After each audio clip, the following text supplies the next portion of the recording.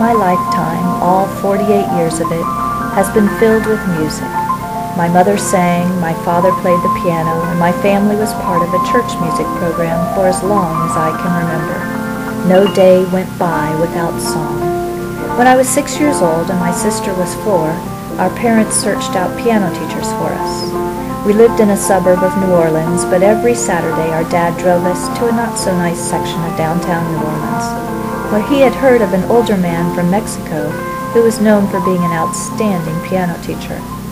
Professor Valley, known just as the Professor, was to be my teacher.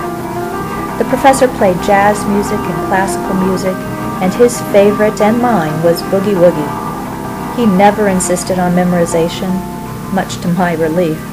There were no recitals. There were no reproaches about practicing. There was only the music. I can still smell the mustiness of the old piano.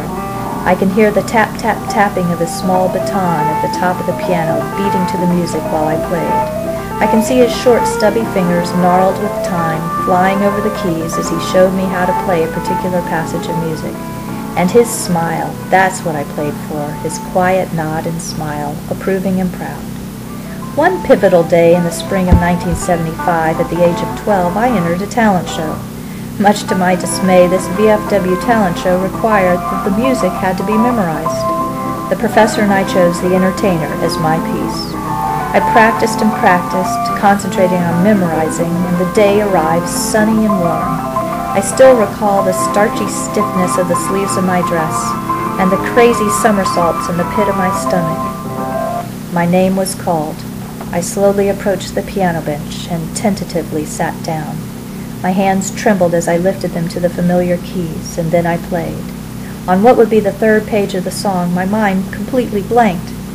But I kept playing and playing until I found my way onto the fourth page of music in my mind's eye.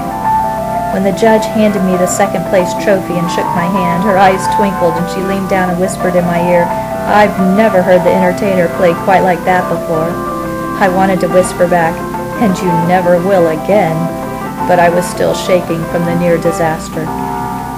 You would think that this would end the piano career of a very shy, insecure young girl. Even public embarrassment couldn't stop the music. But I went on to not only enter more talent shows, but accompany choirs, major in organ performance in college, and play for church services and concerts for years to come. And I thank the Professor for his love of music that inspired a very small girl to keep playing and playing. I can almost see his smile today.